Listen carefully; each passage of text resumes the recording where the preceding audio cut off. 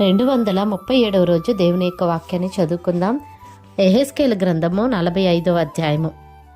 మీరు చీట్లు వేసి దేశమును విభాగించున్నప్పుడు భూమిలో ఒక భాగమును ప్రతిష్ఠితార్పణముగా యెహోవాకు ప్రతిష్ఠింపవలెను.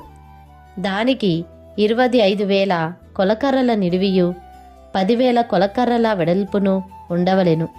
ఈ సరిహద్దులన్నిటిలో గానున్న భూమి ప్రతిష్ఠితమగును. దానిలో పరిశుద్ధ స్థలమునకు 500 కొలకర్రల చచ్చౌకము ఏర్పడవలెను.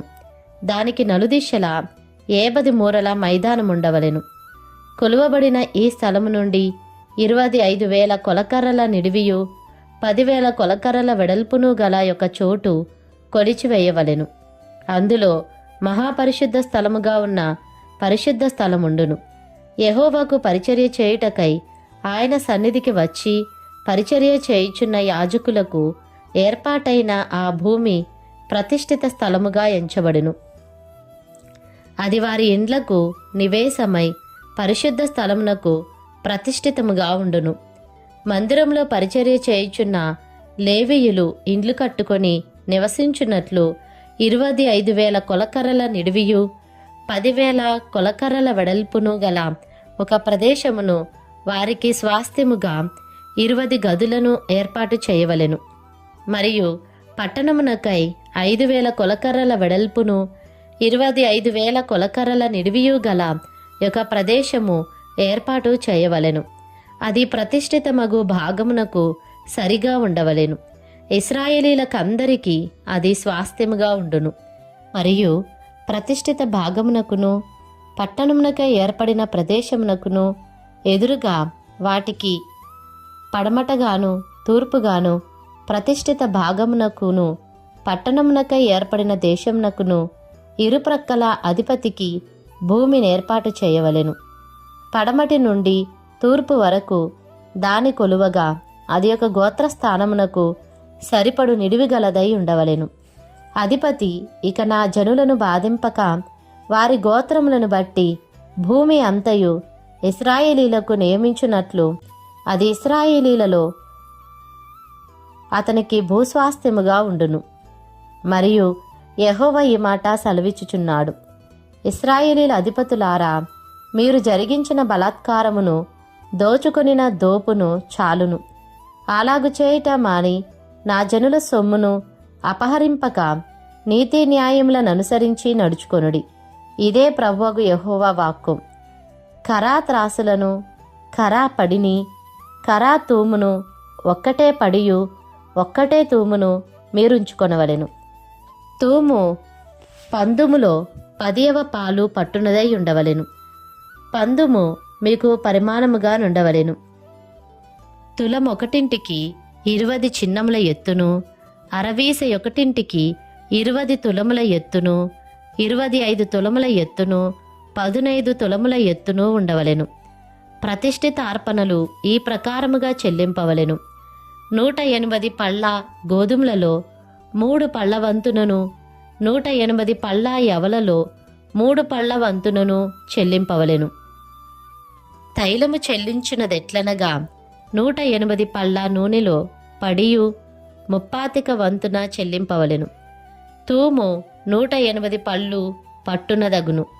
మరియు ఇశ్రాయేలీల నిమిత్తము ప్రాయశ్చిత్తము చేయుటకై నైవేద్యమునకును దహన బలికిని సమాధాన బలికిని మంచి మేపు తగిలిన గొర్రెలలో మందకు 200లో ఒక దానిని తేవలెను. ఇశ్రాయేలీలలోని అధిపతికి చెల్లింపవలసిన ఈ అర్పణము ఈ ప్రకారముగా తెచ్చుటకు దేశమునకు చేరిన జనులందరూ బద్దులైయుందురు. పండుగలలోనూ అమావాస్య దినములలోనూ విశ్రాంతి దినములలోనూ ఇశ్రాయేలీలు కూడుకొను నియామక కాలములలోనూ వాడబడు దహన బలులను నైవేద్యములను పానార్పణములను సరిచూచుట అధిపతి భారము. అతడు ఇశ్రాయేలీల నిమిత్తము ప్రాయశ్చిత్తము చేయుటకై పాప పరిహారార్థ బలి పశువులను నైవేద్యములను దహన బలులను సమాధాన బలి పశువులను సిద్ధపరచవలెను. ప్రభువు యెహోవా సెలవిచ్చినదేమనగా, మొదటి నెల మొదటి దినమున నిర్దోషమైన కోడెను తీసుకొని పరిశుద్ధ స్థలము నిమిత్తము పాప పరిహారార్థ బలిని అర్పింపవలెను. ఎట్లనగా యాజకుడు పాప పరిహారార్థ బలి పశు రక్తము కొంచెము తీసి మందిరపు ద్వార బంధముల మీదను బలిపీఠపు చూరు 4 మూలల మీదను లోపటి ఆవరణపు వాకిటి ద్వారబంధముల మీదను ప్రోక్షింపవలెను. తెలియక తప్పిపోయిన వారిని విడిపించున్నట్లుగా మందిరమునకు ప్రాయశ్చిత్తము చేయుటకై నెల 7వ దినమందు అలాగు చేయవలెను.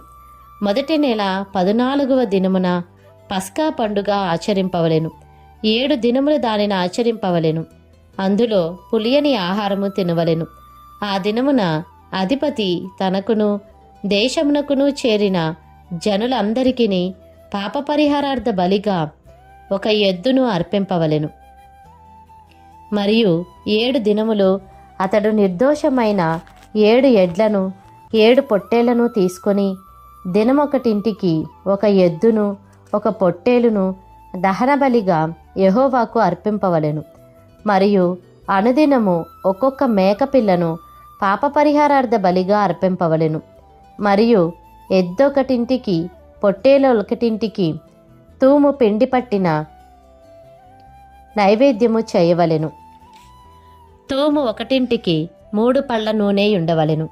మరియు 7వ నెల 15వ దినమున పండుగ జరుగుచుండగా యాజకుడు 7 దినములు పండుగ ఆచరించుచు పాప పరిహారార్థ బలి విషయంలోను దహన బలి విషయంలోను నైవేద్య విషయంలోను నూనె విషయంలోను ఆ ప్రకారముగానే చేయవలెను.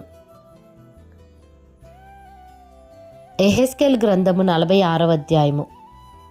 ప్రభువైన యెహోవా సెలవిచ్చినదేమనగా, తూర్పు తట్టు చూచు లోపటి ఆవరణపు గుమ్మము పనిచేయు 6 దినములు ముయ్యబడి ఉండి విశ్రాంతి దినమునను అమావాస్య దినమునను తీయబడి ఉండవలెను.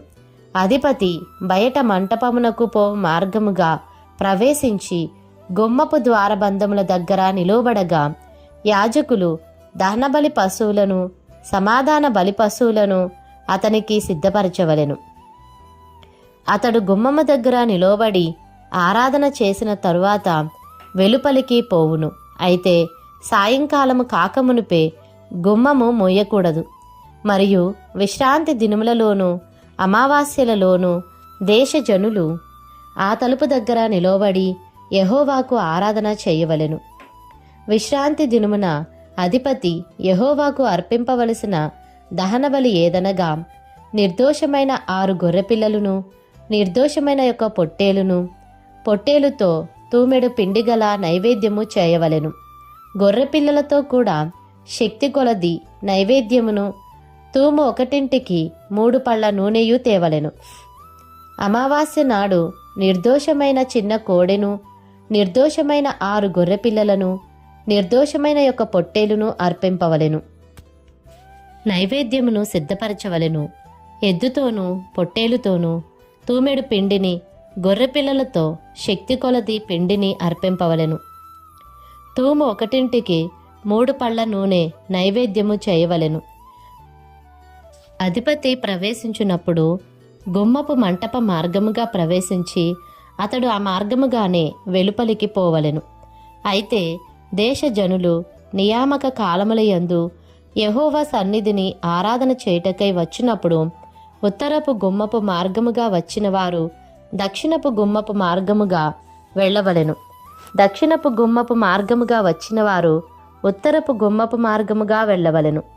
తాము వచ్చిన దారినే ఎవరునూ తిరిగిపోక అందరునూ తిన్నగా వెలుపలికి పోవలెను. అధిపతి వారితో కలిసి ప్రవేశింపగా వారు ప్రవేశించుదురు. వారు బయలువెళ్ళునప్పుడు అందరునూ కూడి బయలువెళ్ళవలెను. పండుగ దినములలోనూ నియామక కాలములలోనూ ఎద్దుతో గాని పొట్టేలుతో గాని తూమెడు పిండియు గొర్రెపిల్లలతో శక్తి కొలది పిండియు తూము ఒకటింటికి 3 పళ్ళ నూనెయు నైవేద్యముగా అర్పింపవలెను. యెహోవాకు స్వేచ్ఛార్పణమైన దహన బలినైనను స్వేచ్ఛార్పణమైన సమాధాన బలినైనను అధిపతి అర్పించునప్పుడు తూర్పు తట్టు గుమ్మము తీయవలెను. విశ్రాంతి దినమున అర్పించునట్లు దహన బలిని సమాధాన బలిని అర్పించి వెళ్ళిపోవలెను. అతడు వెళ్ళిపోయిన తరువాత గుమ్మము మొయ్యబడవలెను. మరియు ప్రతిదినము నిర్దోషమైన 7 మగగొర్రె పిల్లను దహనబలిగా అర్పింపవలెను. అనుదినము ఉదయమున దానిని అర్పింపవలెను. మరియు అనుదినము ఉదయమున దానితో నైవేద్యము చేయవలెను. అది ఎట్లనగా తూమెడు గోధుమ పిండిలో 6వ పాలును పిండి కలుపుటకు పడి నూనెయు నుండవలెను. ఇవి ఎవరునూ రద్దుపరచలేని నిత్యమైన కట్టడలు. గొర్రెపిల్లలను నైవేద్యమును నూనెను అనుదినము ఉదయముననే నిత్య దహనబలిగా అర్పింపవలెను. ప్రభువైన యెహోవా సెలవిచ్చినదేమనగా, అధిపతి తన కుమారులలో ఎవనికైనను భూమి ఇచ్చిన ఎడల అది అతని కుమారునికి స్వాస్థ్యమైనందున అతని కుమారులదగును. అది వారసత్వము వలన వచ్చిన దాని వంటి స్వాస్థ్యము. అయితే అతడు తన పనివారిలో ఎవనికైనను భూమి ఇచ్చిన ఎడల విడుదల సంవత్సరము వరకే అది వాని హక్కైన తరువాత అధిపతికి మరలా వచ్చును. అప్పుడు అతని కుమారులు అతని స్వాస్థ్యమునకు మాత్రము హక్కుదారులగుదురు. జనులు తమ స్వాస్థ్యమును అనుభవింపకుండా అధిపతి వారి భూమిని ఆక్రమింపకూడదు. నా జనులు తమ భూములను విడిచి చెదరిపోకుండునట్లు అతడు తన భూమిలో నుండి తన కుమారులకు భాగములనియ్యవలెను. పిమ్మట అతడు గుమ్మపు మధ్య గోడమార్గముగా ఉత్తర దిశ చూచుచున్న యాజకులకు ఏర్పడిన ప్రతిష్ఠితమైన గదులలోనికి నన్ను తీసుకుని రాగా, అచ్చట వెనుక తట్టు పశ్చిమ దిక్కున స్థలమొకటి కనబడెను.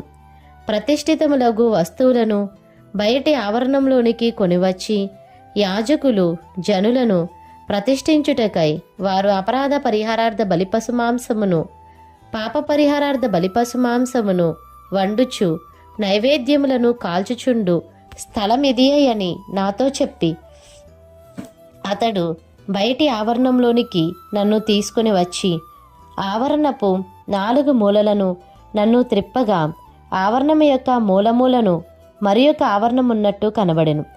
ఆవరణపు మూలమూలను ఆవరింపబడిన ఆవరణమొకటి కనబడెను. ఒక్కొక్కటి 40 మూరల నిడివియు 30 మూరల వెడల్పును కలిగి 4 ఏకపరిమాణముగా ఉండెను. మరియు ఆ 4 చుట్టూ పంక్తిగానున్న అటకలుండెను. చుట్టూనున్న అటకల క్రింద పొయ్యిలుండెను. ఇది వంట చేయి వారి స్థలము. ఇక్కడ మందిర పరిచారకులు జనుడు తెచ్చు బలిపశు మాంసమును వండుదురని ఆయన నాతో చెప్పెను.